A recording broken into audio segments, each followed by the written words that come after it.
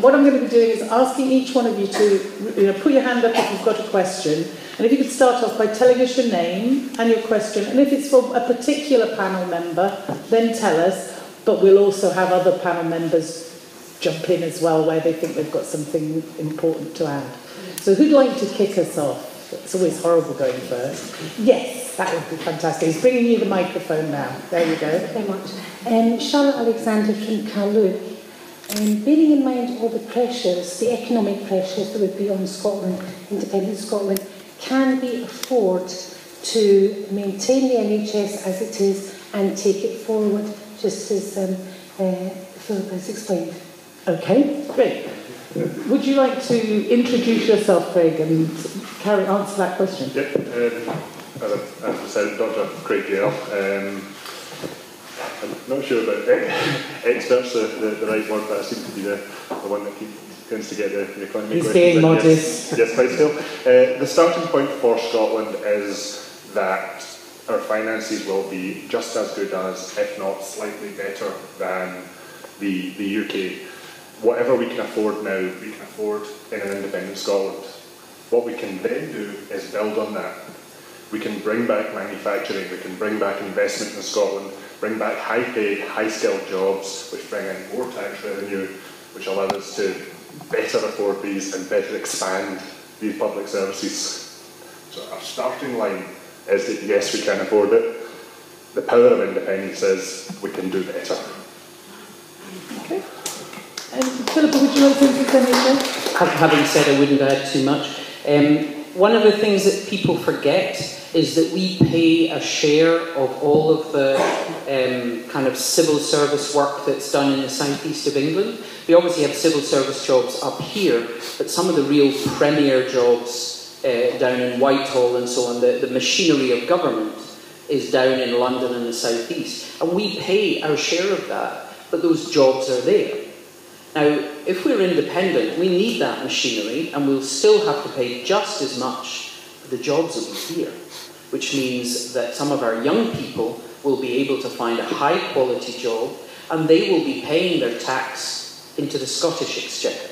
So in actual fact, simply bringing your civil service home means that you already expand jobs and tax take. Okay, that's good. Who would like to go next? Yes, in the stripy top. If you just want to wait for him to bring you the microphone. Yeah. Suzanne Kimm from Lanark. I was just interested in Philippa, you were talking about the surveys that were done and the NHS in the UK came out quite well at the top. Was that per pound spent, money spent per head of the population?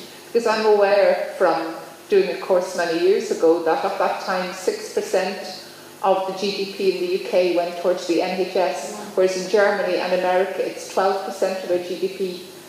Yeah? We still spend quite a small part of our GDP. We're at about 8.5–9%, whereas a lot of the others are much higher. We spend £2,008 a year, or we did between 2011 and 2013. America spends £5,017 a year, and yet 40% of their people have either no health care or minimal health care. And that's the problem. You waste so much money in bidding, in competition, in money going to shareholders, in huge expensive administrations for these kind of marketised systems. And it's estimated that the administration cost of them is about 30% of what the government puts in, whereas the kind of old-fashioned, if you like, what we have, is about 10%. So you've an awful lot of the money isn't going on healthcare. Thank you very much. Good. Next question. Don't be shy. Yes, the lady with the orange top. Hi. Oh, it's a bit alarming. My name is, I just had a break when I heard my voice. My name is Helena, I live in Lanark, and I'm actually already a Yes voter, but I'm interested to hear what the panel's thoughts are about this. There's been a lot of kind of scare stories going around between scientists and researchers, suggesting that funding is going to be shut off because technically we're no longer part of the United Kingdom. What are your thoughts on this, and would it be safe for us to assume that potentially either private funding or something from the Scottish Government would be able to cover these research costs? Something like that? Well, I have a quote from a professor in Glasgow University who pointed out, he's a Yes voter, and pointed out that actually the MRC only provides 10 to 15% of their research money. They get research money through all different channels, including charities, including Scottish Government. And one of the things you have to remember is Scots are very generous when they donate to charities. So if a charity was not going to fund any research in Scotland at all, then obviously, and didn't go beyond the border, then they would also be losing our donations. So none of them want to do that. The reason we get a very high proportion of research is because Scottish universities are incredibly good at it. They don't get it out of charity, they win it. And the head of the MRC came out before he got nobbled right at the beginning of all this and said, oh yeah, of course we'll just do it the same way. You want research done in the best place. And then obviously a big kind of walking stick came on and dragged him off stage. I think that, you know, I don't think people in England and certainly in organisations are going to want to throw us into the wilderness or be enemies or anything else. They want their systems to work well. So again, this is a bit of a scare story. There is research that goes across Europe. There's research that goes between us and Southern Ireland. You know, the idea that suddenly all of that will stop. And there's a group called Academics for Yes, and as they point out, the universities actually earn far more money by attracting in international students than they earn in this 10 to 15% from the MRC. And because, obviously, of the change in immigration, they've actually lost a lot of these students. So they feel that the universities have lost more funding than what they would be getting. So I think, again, this is just kind of somewhere between a scare story and a threat. My background's in physics, and I can echo a lot of the comments there from the medical field, where I feel about 70% of the funding came from private sources rather than state sources. And even there, the public money, again, it's very meritocratic. If Scotland gets more than its share, it's because Scotland's good at research. We earn it. There's also a big movement in the sciences for more international collaboration. In my own research, I benefited from work with the Pan-European Research Council Horizon 2020. And again, in one of the outgoing heads of the UK research councils that I dealt with also said that the money doesn't go to universities based on location, it goes based on talent, on skill, on ability to return that investment.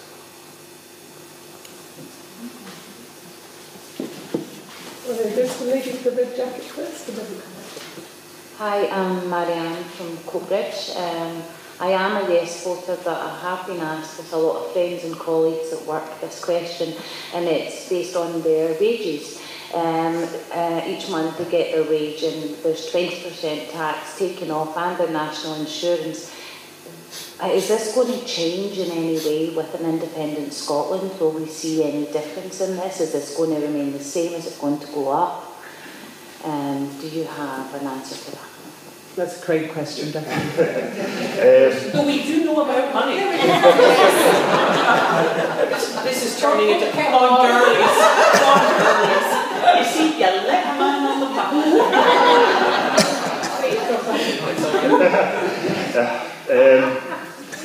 As far as finances go, there is no requirement to put taxes up to fund Scotland's services. As I say, whatever we can afford now, we can afford on day one of independence. But tax is one of these policy things. Tax changes every year. I can't tell you what the tax rate will be 6 months after a no vote, never mind 6 years, or after a yes vote. This is the thing that governments do every year.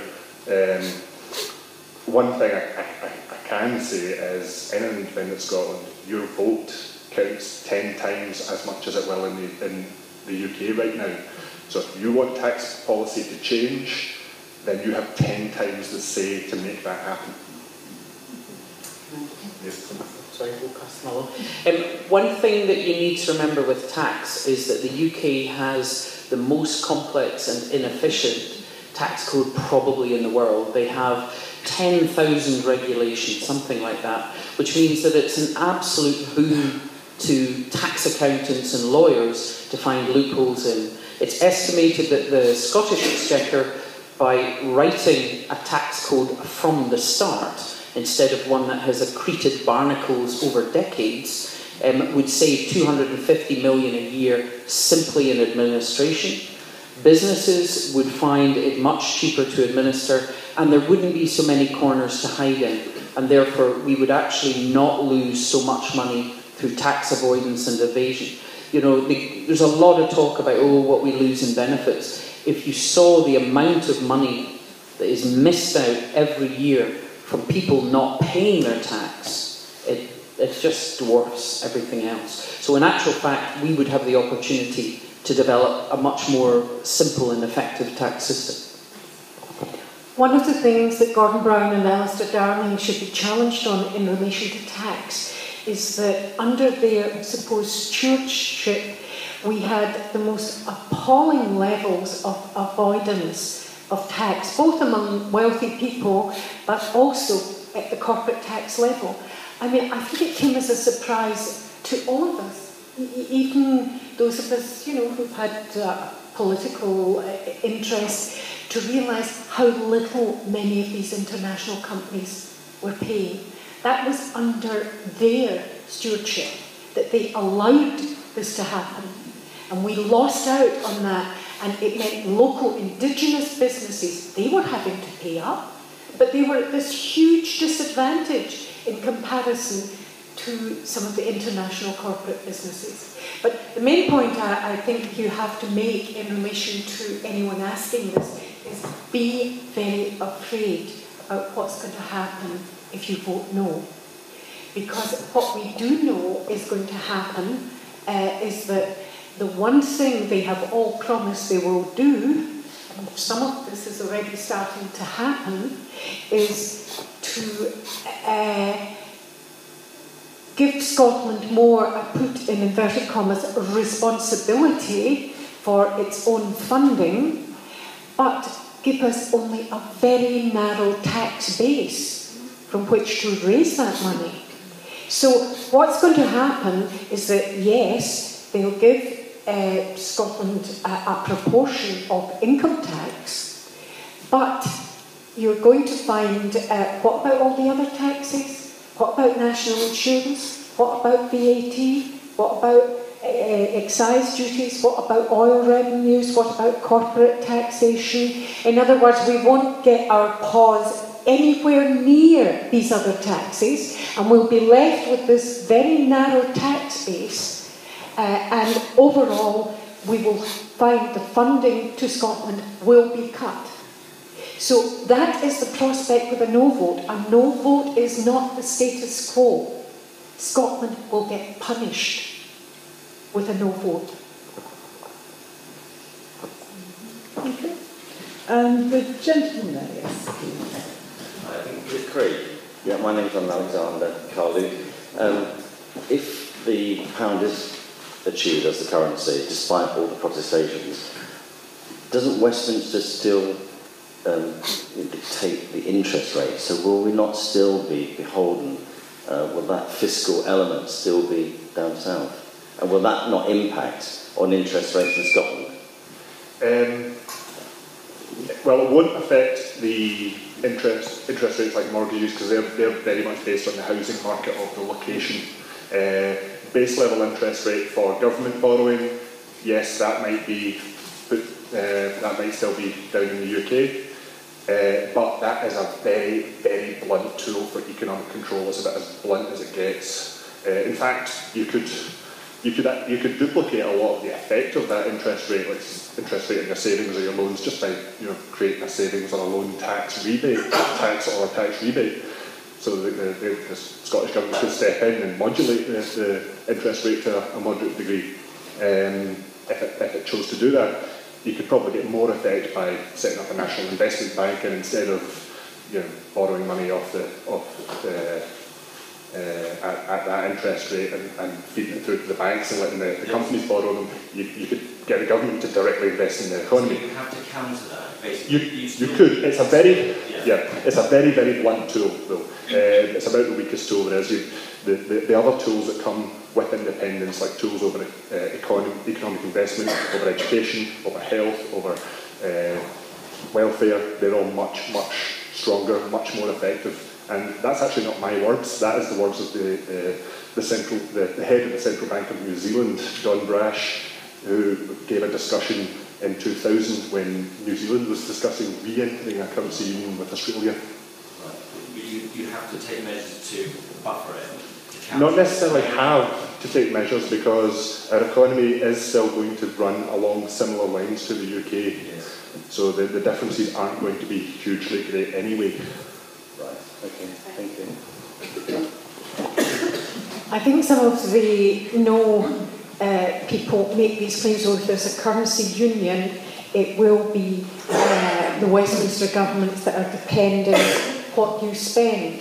Now, that is a different thing altogether from the question of monetary policy and interest rates. Yes, there have to be agreements on the level of deficit, but then you wouldn't want an irresponsible degree of deficit under any circumstances anyway.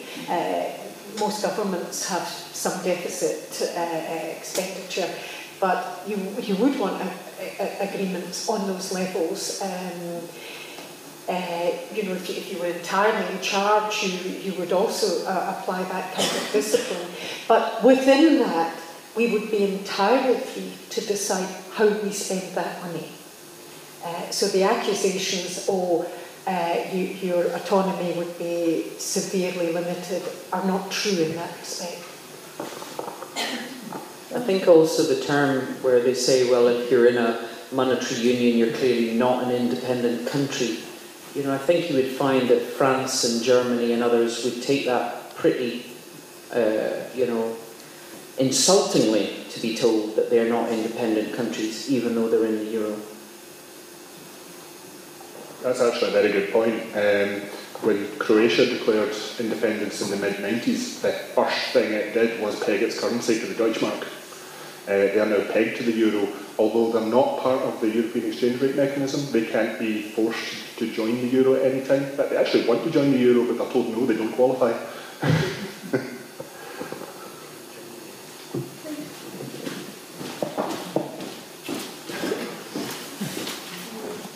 Isn't it true that when Great Britain was in the currency union with the United States of America, which I believe was between 1947 and 1971, we managed to have a national health service, a welfare state, and nationalise all of our industries, hardly American policies. Completely correct. In fact, even one way, this was the Bretton Woods system that was set up. It was actually set up during the Second World War. People talk about, it could be really difficult, really fraught with angst trying to set up an international currency union.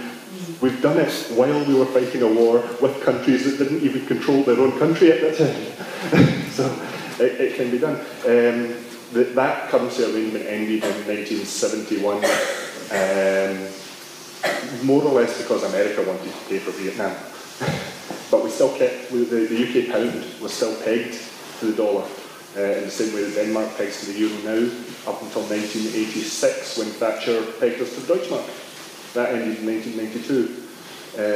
We were still pegged to the gold standard until 2002 when Gordon Brown sold it all. So the UK has only had its own independent currency since 2002.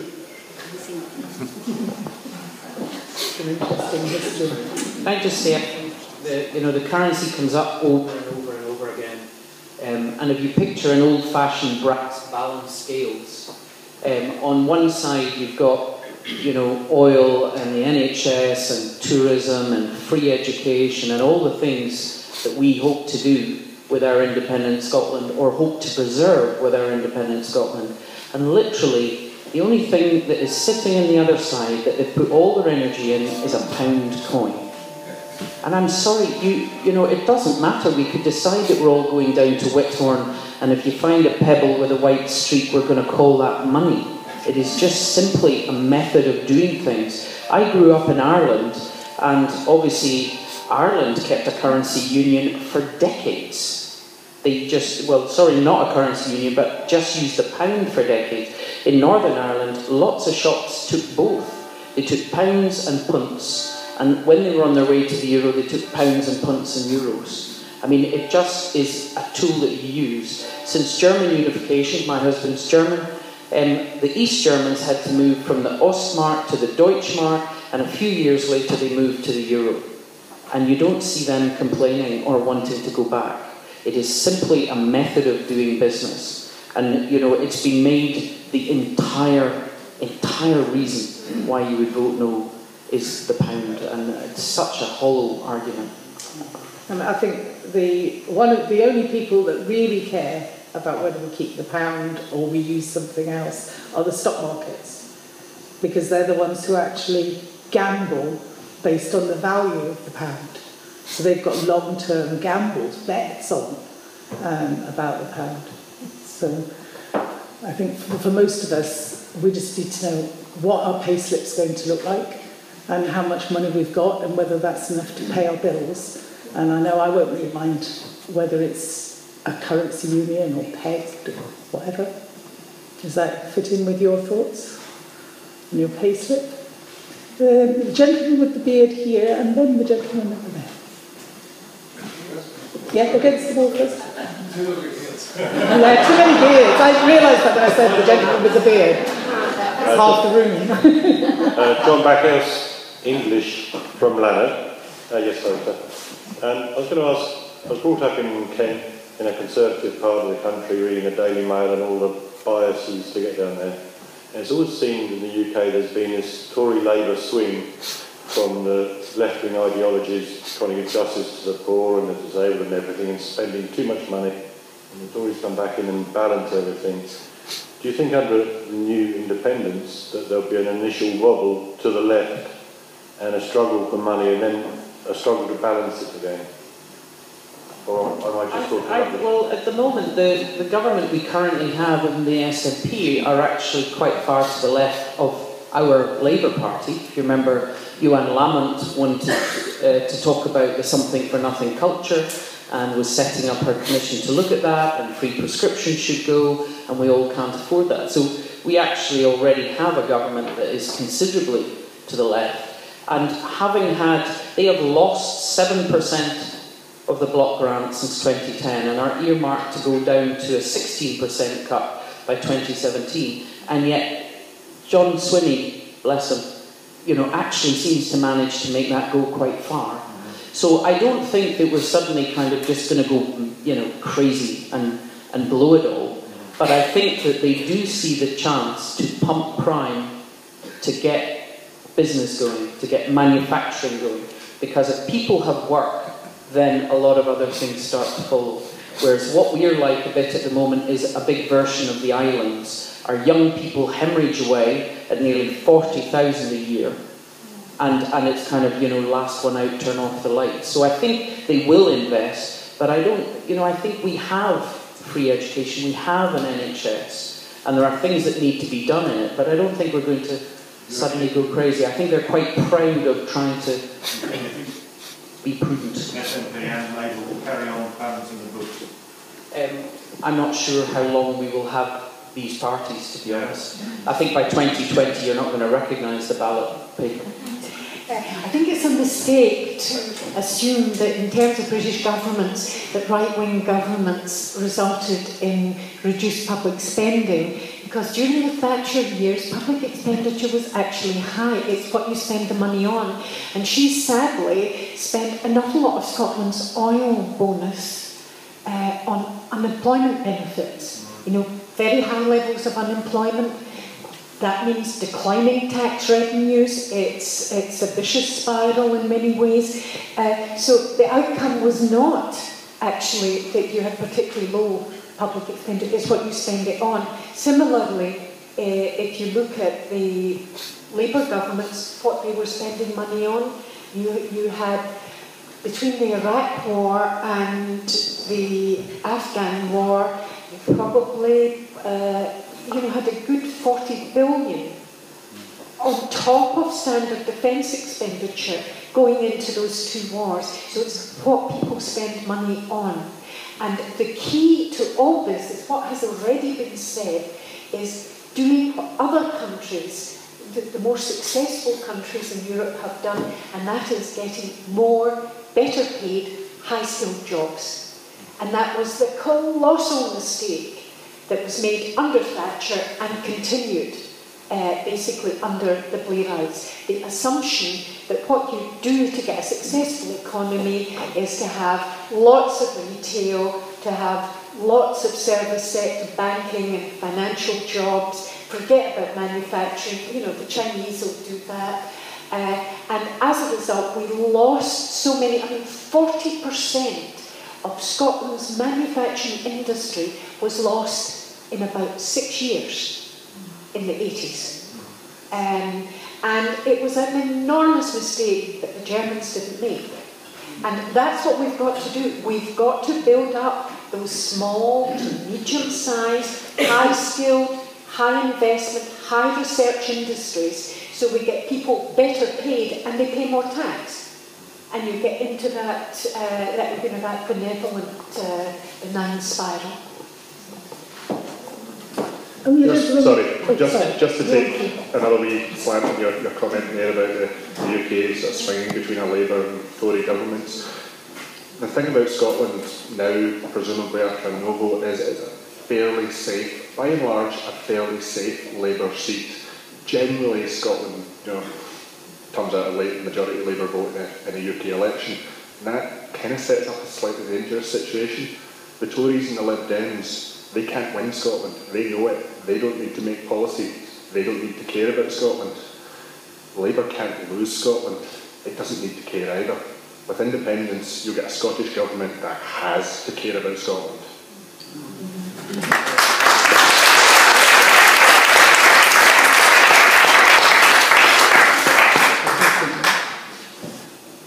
Hi there. My name is Mark. I'm from Glasgow. To be here tonight. Strong yes voter. So that's not going to change, definitely not tonight anyway. You're probably going to get the easiest question off me, I probably know the answer as well, but it annoys me every single day. All I hear is, this is irrevocable, there's no going back, just fear again. There's some 141 countries have gained independence from Britain. Do you usually know how many have asked to come back?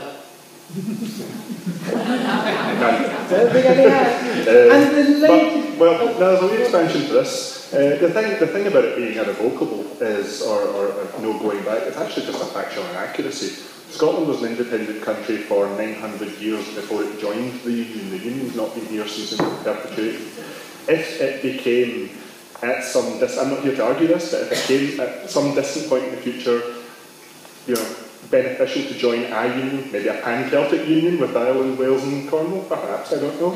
Well, we could have that discussion. Unions can form, unions break apart. There's nothing irrevocable about them. I'm not here to argue it, but it's just a factual inaccuracy from the No campaign. Okay, and there's a lady with the pink scarf on, and then we'll come over to you.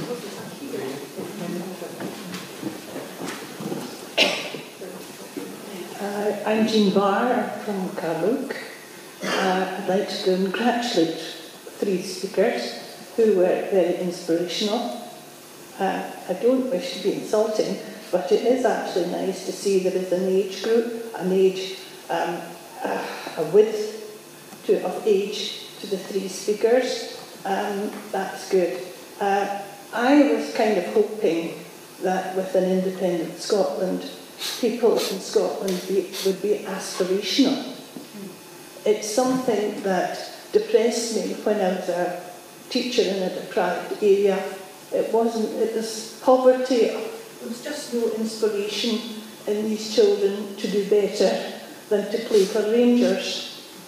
But my question is, if Scotland is such rubbish, why are they trying and working so hard to keep us? I'd like your opinion.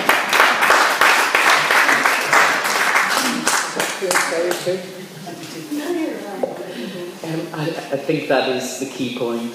I think the comment about 10% of their economy disappearing, the oil disappearing, etc., is the simple fact that we have actually been bankrolling Westminster, and not for the 33 years. If you go to a Business for Scotland meeting, they'll show you the figures that Scotland has paid in more tax than the UK every year for 33 years. And in the 80s, it's almost double. It's about 60-70% more.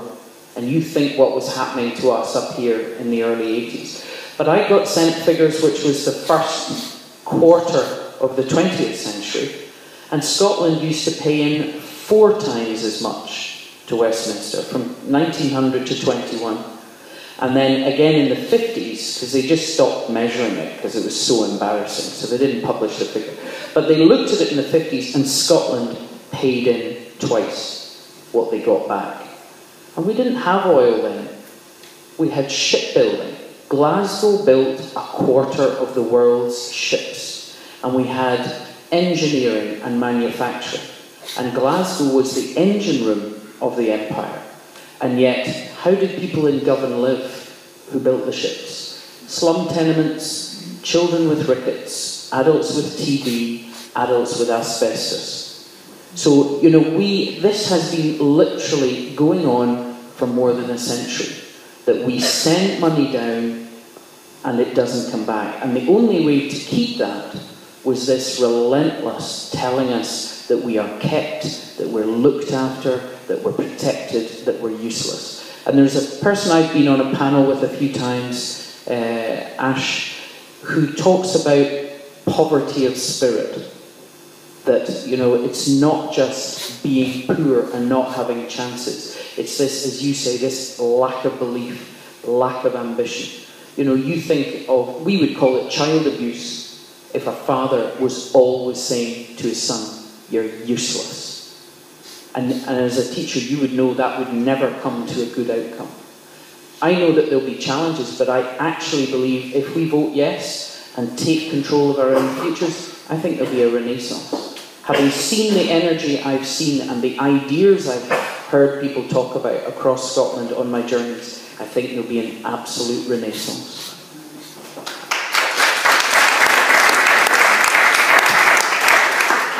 And one of the problems was that so many of the aspirational Scots left Scotland. And the figures were really stunning. I can remember when I was teaching these, these kind of topics in the 80s. I thought it'd be interesting just for students if I taught up how many had left Scotland. What was the net loss in the course of the 20th century so far? And I thought, gosh, this has come to nearly 2 million. I thought, that can't be the case, and I did the sums again. But it was. Now, at the end of the 20th century, we began to get small net gains, and those have continued. But if you took just the 20th century, it was nearly a net loss of 2 million people over that period. And if you consider that this was largely younger people that we were losing, and the profile overall, although there were many semi-skilled and skilled manual workers going, but overall the profile was a more highly skilled profile. We lost most of our medical. One of the historical Aberdeen University studies, because they had very good records going back to the late 19th century, and they lost the majority of their medical graduates left Scotland, the majority of their engineering graduates left Scotland, the majority of their science graduates left Scotland. We kept our lawyers and we kept our ministers. So we had the theologians. We lost so many of the engineers and the doctors and so on. And if you consider, for those who say,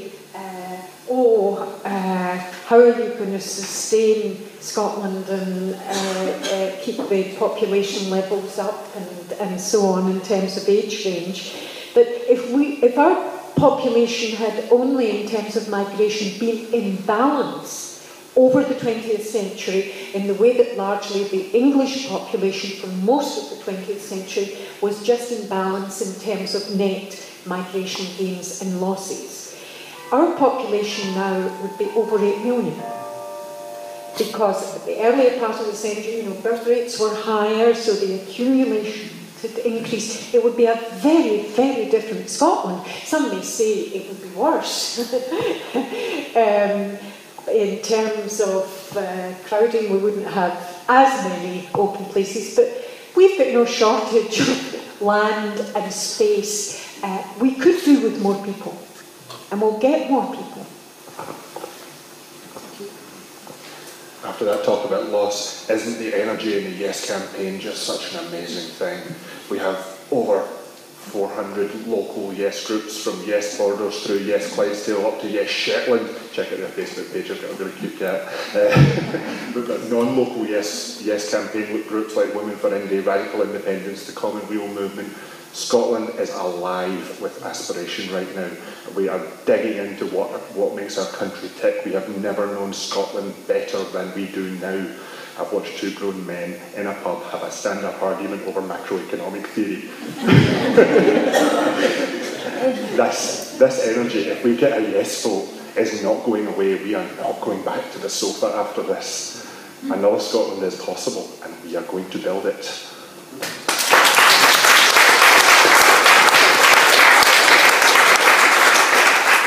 Bring your mic down to the lady in the middle of the long stand.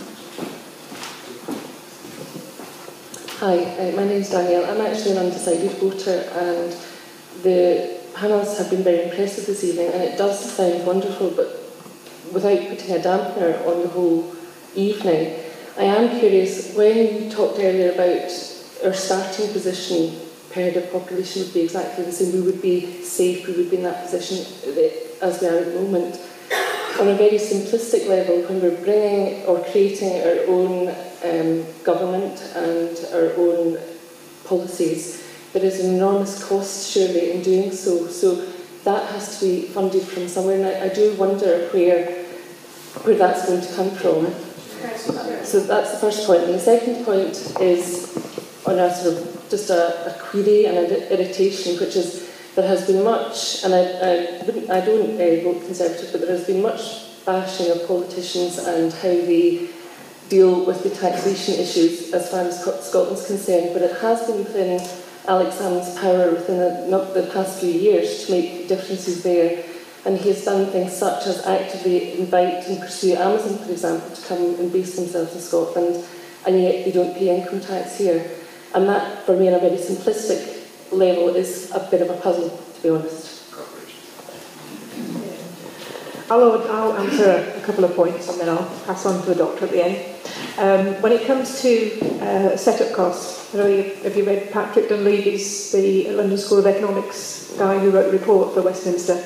And even though it was spun for the media in various different forms, it's going to cost us billions to set up a new country, he went on Twitter, because I'm on his Twitter feed, to call out the Westminster government and tell them to stop lying and stop basically timesing his figures by 12. His report actually states that to set up all the departments that an independent Scotland would need, because we already have a lot of them, would cost 200 million.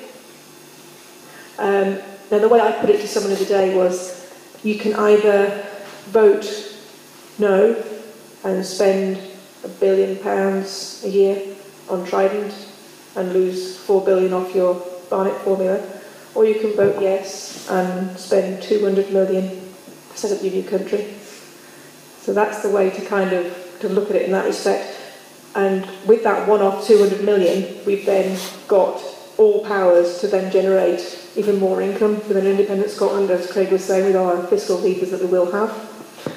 I think that's all I'm going to say. Yeah, as Suzanne says, there will be costs, but you can't really think of them as a cost. You can think of them as an investment. You put this money down now and you get a cheaper to run, better government for the years to come. You bring back highly skilled civil servant jobs to Scotland. Those jobs pay taxes to Scotland, they contribute to the economy of Scotland. So everything ticks over on those high-paid jobs. And another thing the No campaign just really seemed to gloss over, government policy changes every year as it stands right now. Our share, Scotland's share of Ian Duncan Smith's welfare reforms costs around £60 million. So every time the government reshuffles a department or changes stuff around in London, we have to pay for that as well. So just because if we vote no, that doesn't mean the costs of changing how we run our government will disappear. Isobel, just comment on the second question. No, you want to start on the...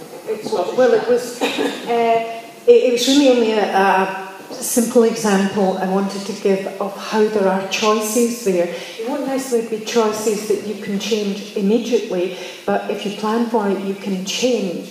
And if you look at how we used to spend money, if you go back 20, 30 years, public money that goes in housing, it was very substantially, I think the figures around 80% went on house building, on building social housing, public housing, and about 20% went in terms of housing support for rents. Now the ratio is almost the opposite.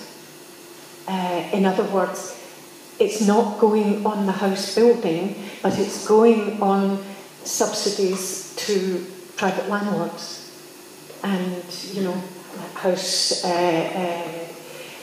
housing support. So if you're kind of looking at, this is what the Christie Commission that the Scottish Government set up was trying to say, that if you're really able to use all the different powers that you have, that any government has, and if you're prepared to plan ahead, you want to put your investment into preventative measures in health, you want to put your investment into building good public housing, instead of putting your money in to all the expenditure that results from failure.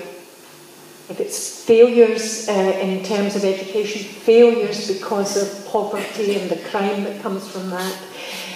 So there are important choices there that governments can make, but they do need the tools to do this. Isobel, before you pass over, could I just ask you, the second half of the lady's comment was about Amazon and... Yeah. Well, just that, first of all, it's corporation tax, which the Scottish Government has no responsibility for. So what happens to Amazon and all the other companies is not the responsibility of the Scottish Government. What you could say was that the Amazon jobs, although there were quite a substantial number of them in Fife, isn't it? That the Amazon jobs are low paid. And you could say that what the Scottish Government, as I said before, should be aiming for is to get jobs that are the more skilled, high-paid jobs. But sometimes governments are presented with choices and do go for jobs, and make that kind of choice. But they're certainly not responsible for the avoidance of corporation tax. One of the things that has come up out of a lot of the discussions is things like the living wage and the Common Weal, which is a think tank, the one with the motto "All of us first," is looking at things like that. I'm certainly not a fan of Amazon, and unfortunately didn't realise till I got a Kindle that you can only buy books from Amazon. If I'd known that, I would have bought something else. And one of the problems that gets me, and obviously gets you, is why am I paying their workers? Because that's what happens. They pay 0 hours contracts, minimum wage, or virtually below minimum wage, and therefore we, the taxpayer, pay that person through tax credits or housing benefit or whatever, so that they can live. And there's a lot of discussion about looking at things like the minimum wage. We hear about trickle-down economics from Boris Johnson, that we might get the jam off the toast. Whereas if you actually think about it completely the other way round, of trickle-up economics, if you pay people who are working a proper week's work a wage they can live on, then they have money to spend. And it goes from the shopper to the business, to the manufacturer, to another shopper, and it goes round and round and round the economy. And it does trickle up through the small and medium-sized enterprises that are Scottish, who stay here, who pay their tax here, who have their headquarters here. I'm totally not a fan of attracting in these multinationals who then don't pay their corporation tax and don't pay their wages. And I would like to see that we would look at things like the living wage. If you're a small company starting off, you could be getting support from government, either national insurance support or support to take on apprentices or to expand. But once you're a big company making a lot of money, you shouldn't need government support anymore. And they should be able to have that tailed off. They have to pay the living wage, and then the government can actually support another company to innovate and grow.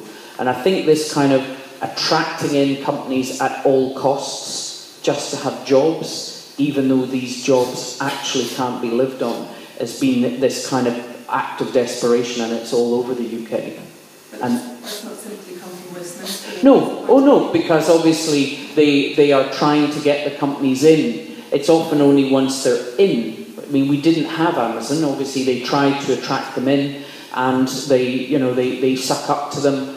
And then it's only once they're there that you realise that they're not paying their workers very well, and they don't pay their corporation tax. And obviously, those are things. What's discussed in the think tanks who are active within the Yes side is actually moving much more like Germany does, what they call the Mittelstand, which is encouraging homegrown companies who stay and invest and pay their taxes. And that's something that a lot of us would like to see. And the 3p Scottish tax thing, they kind of gave up the mechanics of that a long time ago. So in actual fact, until the Treasury brings in the Scotland Act, it can't actually be collected at the moment.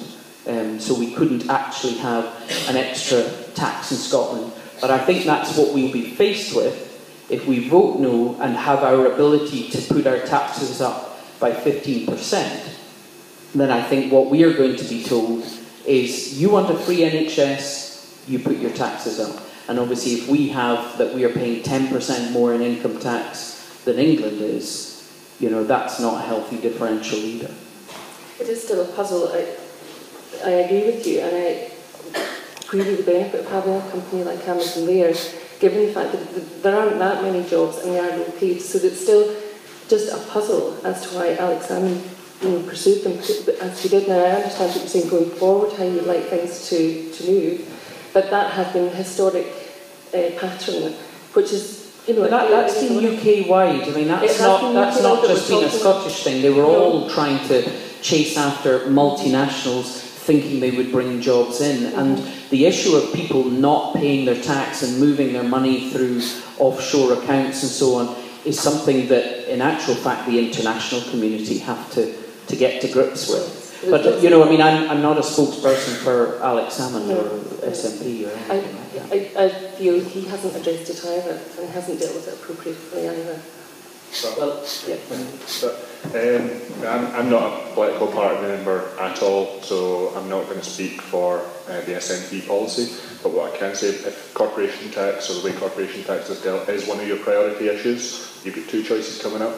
You can vote no, and then in 2015 you get one vote to vote for a party in Westminster who can deal with corporation tax, or you can vote yes, and in 2016 you get the power of 10 votes to influence corporation tax. If you don't like the SNP's policy, vote them out.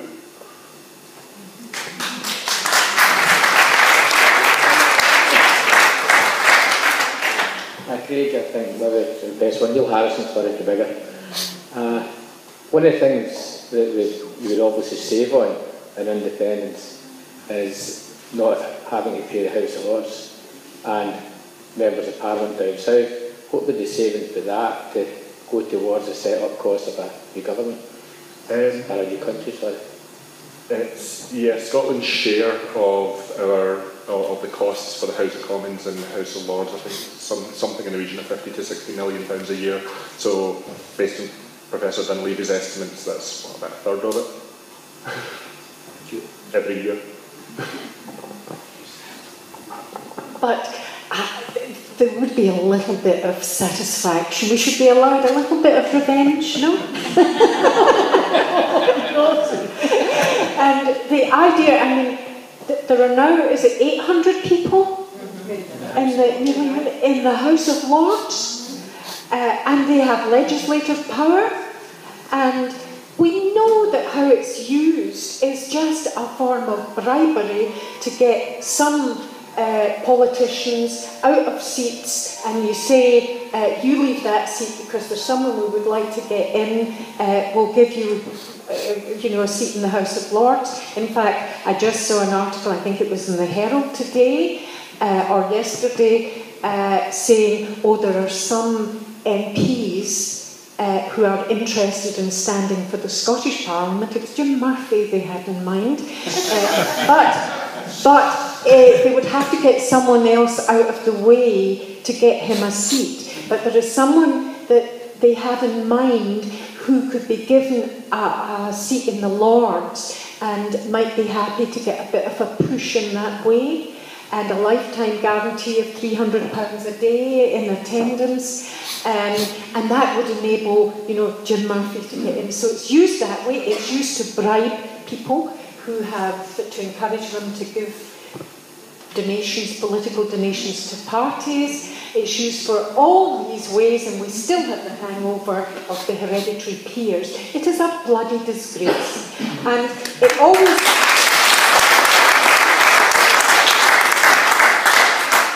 always annoys me so much that when some of these people, like Lord McConnell, pontificates, that nobody challenges him and says, but you have a vested interest, because you're presumably no longer going to be Lord McConnell if we get independence.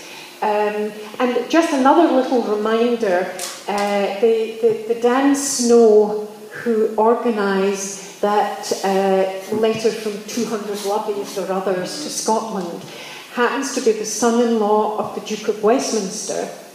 And the Duke of Westminster, the third richest man in the UK, and has the odd 100,000 acres in Scotland, and these are the people who are standing up there as if somehow or other they're above the fray and they're only wanting the best for Scotland and for the Union and all this kind of thing. They have major vested interests in what goes on in Scotland and in their property and other things there.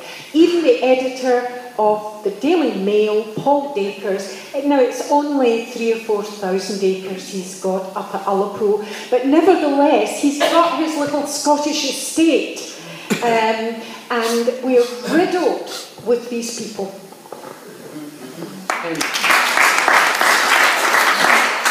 One of the things, just coming back to vested interest in the Lords, if you look at the people, you can get a printout of all the Lords, how they voted on the Health and Social Care Act that brought in the changes in NHS England.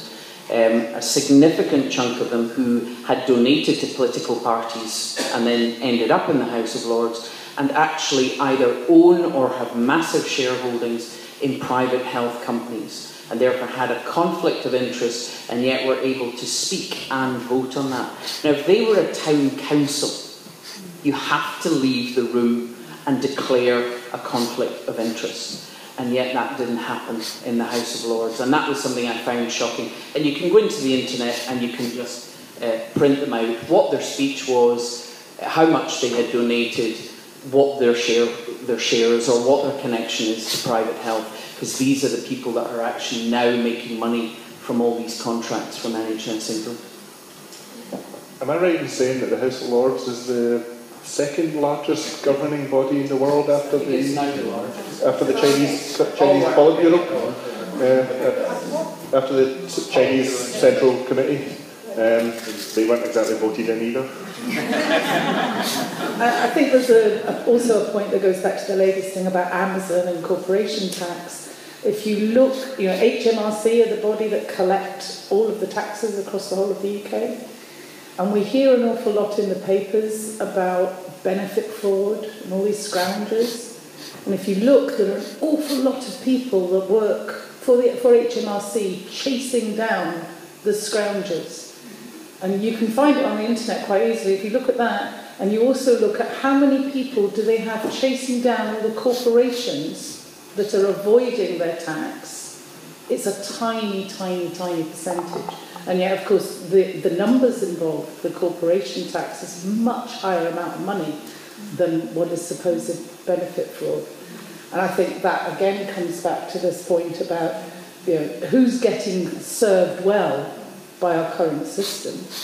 And, people who are running multinational global businesses and making an awful lot of money and avoiding paying their taxes tend to be the ones with the best connections, either in the House of Lords or elsewhere.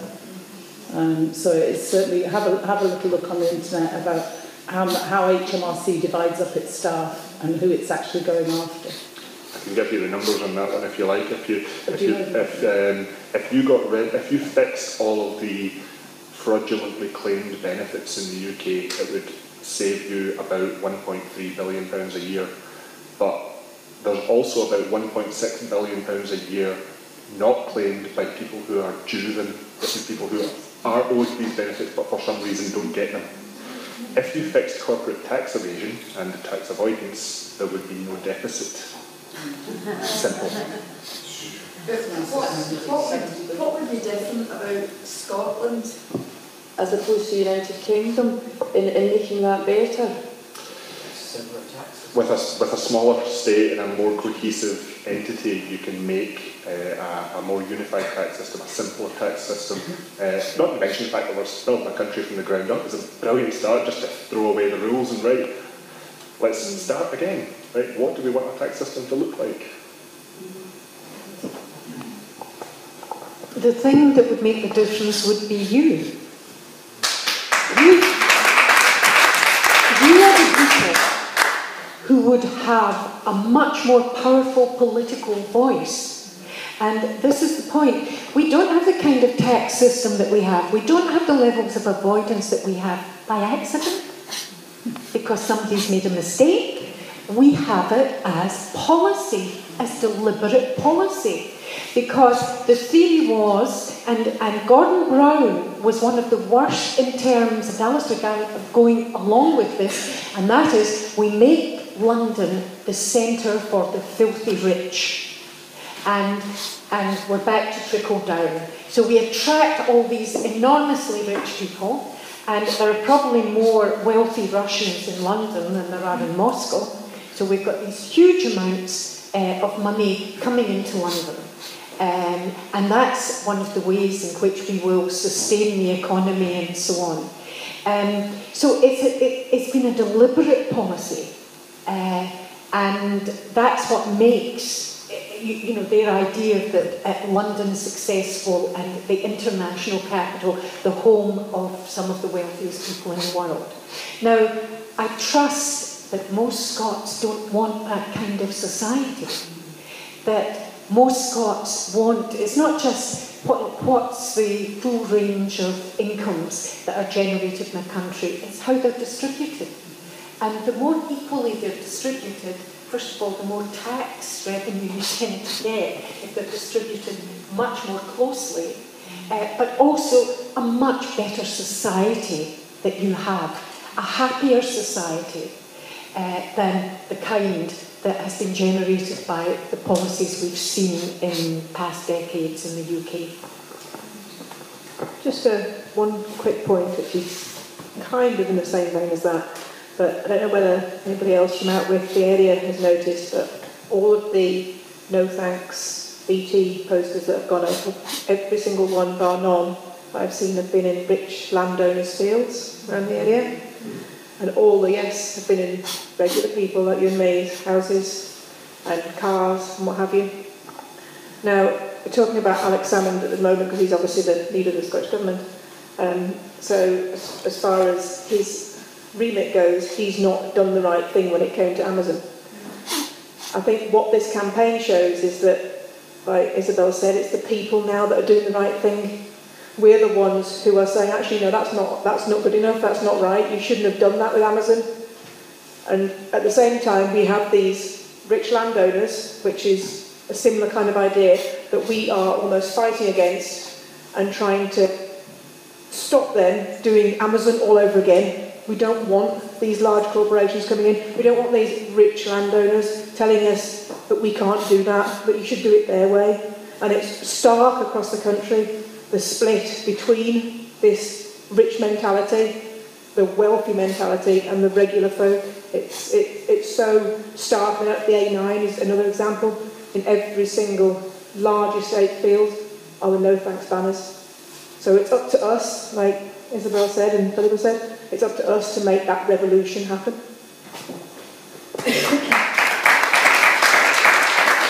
And just, I don't mean that that's what you mean when you say about Alex Salmond, but obviously those of us who are campaigning, we do hear an awful lot of the time, that people don't like Alex Salmond, nothing to do with Amazon, but just that they don't like him.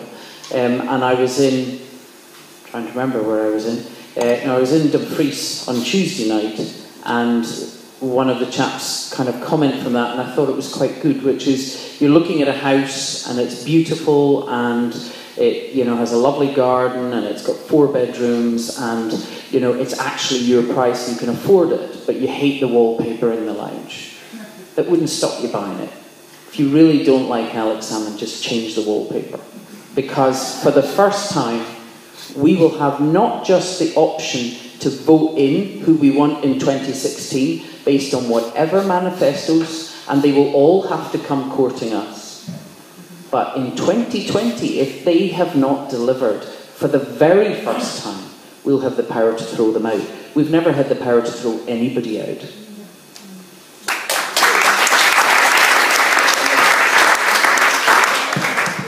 Excuse me, but could I just say that if it wasn't for Alex Salmond, we wouldn't be here tonight. But it's all very well to be critical of him, but at the same time, he has brought us to this point.